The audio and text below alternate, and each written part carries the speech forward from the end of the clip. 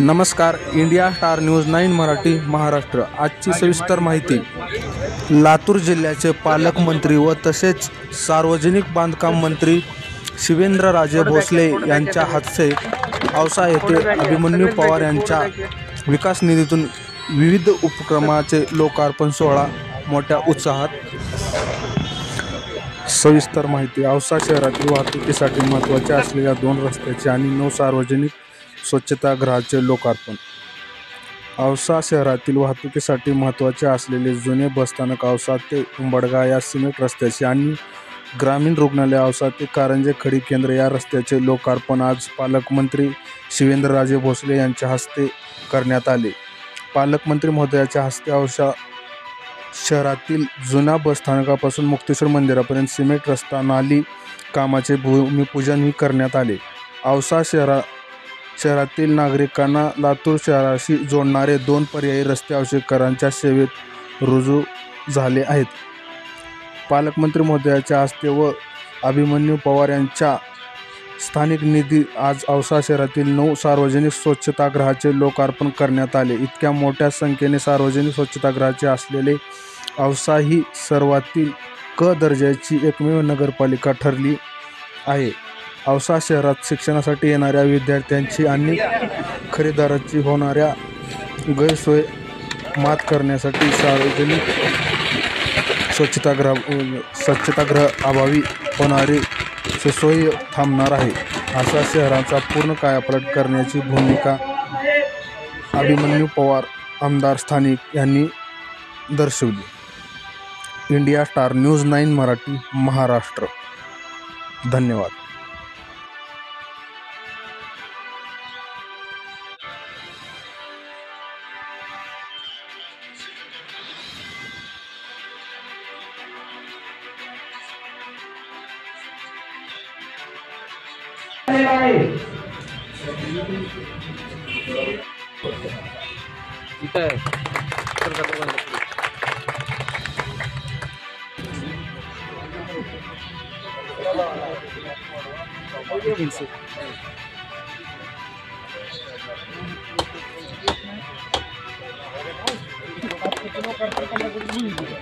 छत्रपती शिवाजी पार्टीचा विजय असो.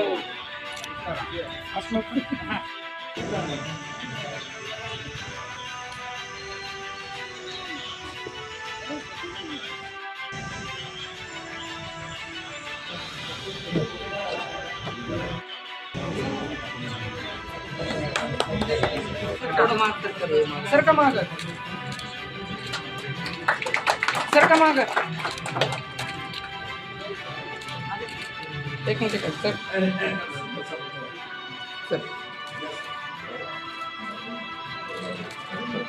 ओके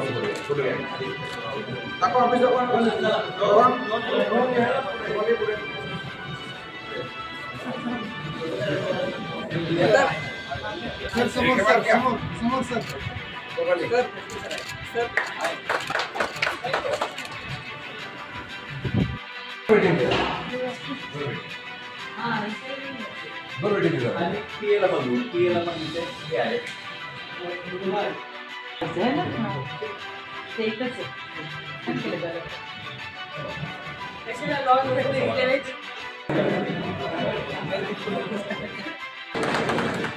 त्यानंतर माननीय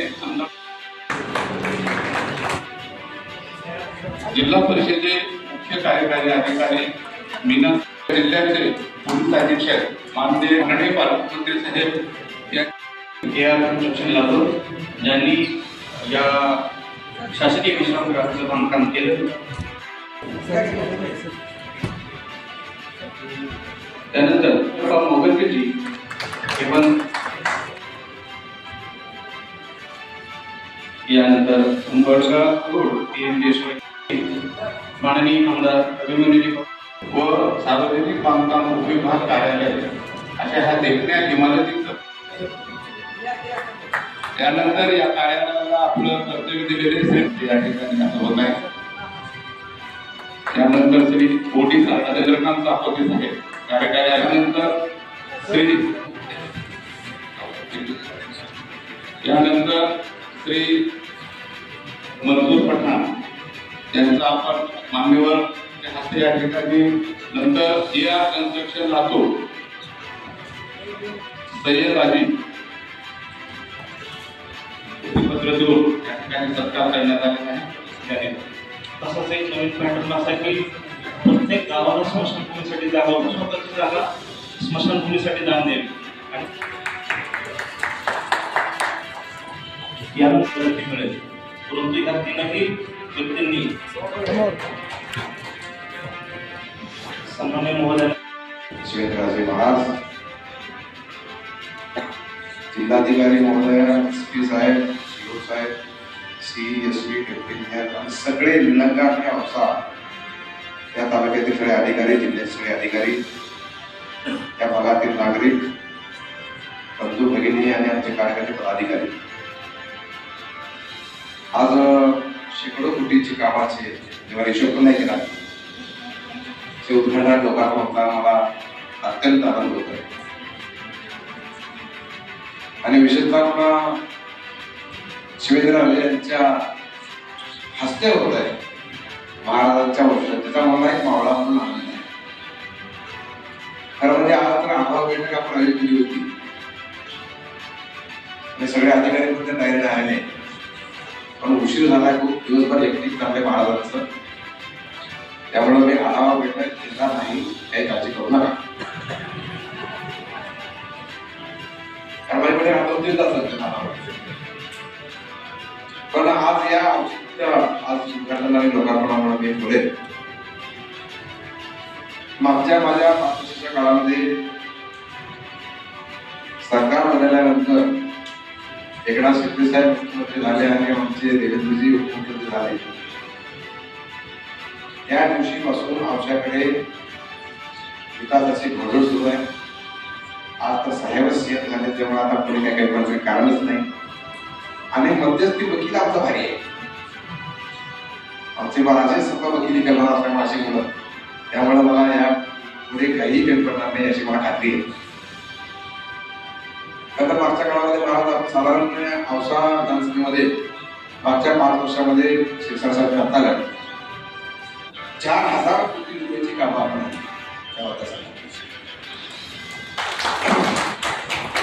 त्या 400 कोटी तर EDP रद्द झाले.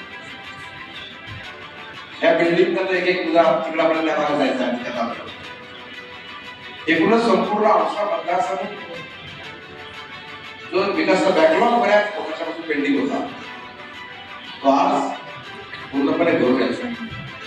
जो विकास अनुशेष पेंडिंग होता, या शहरामध्ये एखादा बाप मुलगी द्यायला तयार नव्हता, आली नाही म्हणून. हे वास्तविक नाही शहरातील नागरिक आहे. कारण पोरगी तिथं पूर्ण घाला घ्यायची पाहिजे, ही आमची गोष्ट नाही. 5 वर्ष 4 वर्ष तुमची गोष्ट. माननीय देवेंद्रजी सीएम असताना शेवटच्या सभेत जाण्यासाठी त्याला सांगितलं, साहेबांनी 45 कोटी रुपये पाणीपुरवठा योजना दिली. आज घराघरामध्ये पाणीचं पाणी आपण दिली. ही सुरुवात आहे. आणखी अनेक अशी विकासाची कामं या निमित्ताने या ठिकाणी झाली. आज बघतोय, आज लातूरपेक्षा पुढचं शासकीय विश्रामगृह या निमित्ताने या ठिकाणी झालेलं आहे. त्याच्यापेक्षा मोठं समाज समिती कक्षा या ठिकाणी झालेलं आहे. जिल्हाधिकाऱ्यांना विनंती करेल की तू दुसऱ्या बैठकीकडे जा. त्याची इच्छा पण आहे, मी बोलतो माझ्याकडून लावता. आता उद्या पण आपले अनेक कार्यक्रम आहेत आणि सगळ्यात महत्वाचं औषधांच्या दृष्टीने असेल महाराज तर इथे दवाखाना गेल्या 40 वर्षापासून 30 बेडचा हॉस्पिटल नॅचरल जस्टिस मध्ये 50चं व्हायला पाहिजे, पुन्हा 100चं व्हायला पाहिजे. त्याचं बरोबर कधीही झालं नाही. आपण डायरेक्ट 100 बेडचं हॉस्पिटल केलं आणि त्याच उद्या शुभारंभ महाराजांच्या हस्ते होते. याचाही मला नमस्कार. आपल्या सगळ्यांना निमंत्रण आहे. उद्या सभा आहे राजांची. आज काय राजे बोलणार नाही, त्यास औपचारिक बोलते, पण उद्या सभा आहे. त्या सभेला आपण सगळ्यांनी यायचं आहे. दवाखान्यामध्ये 100 बेडचं हॉस्पिटल तुम्हाला सांगायला मला खरं तर आनंद होईल. अजून लातूरला सिव्हिल हॉस्पिटल नाही, औषध उपचार रुग्णालय 100 बेडचं आणि सगळ्या सुविधा अद्यावत. सगळ्या सुविधा काय काय आहेत त्या सांगतील. दिल्लीकर पण आहेत, नाही केलं नाही. पण मी त्यात परत जाणार, त्याच्या प्रेझेंटेशन होणारच. पण या निमित्तानं आज मी खरोखरच सार्वजनिक बांधकाम खात्याच्या मंत्री महोदयांचा आणि त्याची संपूर्ण टीमचा, आमचे SS गणेश मॅडम सर, सगळ्यांचं अभिनंदन करेन की माननीय मुख्यमंत्र्यांनी जो 100 दिवस पॅटर्न दिला होता त्या आखाडा, त्यामध्ये पहिला नंबर आमच्या ताईचा होता ना, गराबाई त्यांचा आला, आणि दुसरा यांच्या खात्याचा आला, आणि ती घोषणा अवश्य झाली मला याचा. त्यामुळे अभिनंदन करतो आणि पुढचे 100 दिवसांमध्ये पहिला नंबर आहे, शुभेच्छाही देतो. एकूणच रोहनची टीम असेल, त्या संपूर्ण टीमचं म्हणत नाही, अत्यंत उत्तम काम, आणि सगळ्या एजन्सीचं, म्हणजे त्या सगळ्या एजन्सी आपण काम केलं, सगळ्या एजन्सीने अत्यंत चांगलं काम या ठिकाणी केलेलं आहे, म्हणून सगळ्या एजन्सीने अभिनंदन करणार आहे. चांगलं काम केलं, कौतुक केलं म्हणून बंगा काम होतो. काम पाहायला कधी कुठेही राजाला सांगितलं, राजाला सांगितलं कधी जाताना कुठलंही काम बघायचं, माझ्याकडे क्वालिटीची गॅरंटी म्हणून सांगितलं तुमच्या भरोसा. त्यामुळं सगळीच कामं क्वालिटीची होत आहेत, झालेली आहे, आणि पुढचीही कामं तितक्या उत्तम दर्जाची होतील. दर्जामध्ये कसलंही कॉम्प्रोमाइज करायचं नाही. माझा सत्ता भाऊ जरी काम करत असला तरी सुद्धा सांगणार सगळ्यासमोर कार्यकर्ते काम करतात, आणि जर तुम्ही जे कारवाई कराल समोरच मी केलं, मी कधी म्हणणार ते का केलं, इतकं जाहीरपणे सांगणार. क्वालिटीमध्ये अजिबात कॉम्प्रोमाइज आपण केलं नाही आणि करणारही. त्यामुळे सगळ्यांना मी विनंती करेन, सगळ्या जेईंना तुमची जबाबदारी आहे, काम चांगलं करून घेतलं तुमची नगरपालिका शिव आणि तुमची टीम जी असते, त्यामुळे सगळ्यांना क्वालिटीचं काम. कारण की पैसा आपण आणायचा आणि 90 लाखाचं काम 9 लाख करून टाकायचं, आता सध्या देणार ते माझ्या काळ झालं जे पाहिजे, पण आपण ते देणार नाही, ते स्पष्टपणे सांगतो. त्याचबरोबर आज SP साहेब आहेत, एक्सलचे अधिकारी या ठिकाणी बोलवले.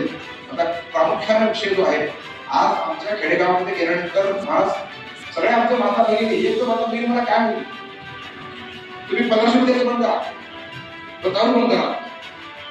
त्या 1500 दारूच्या आमच्या घरात आणून आणलं, अर्धे कशी वाढते.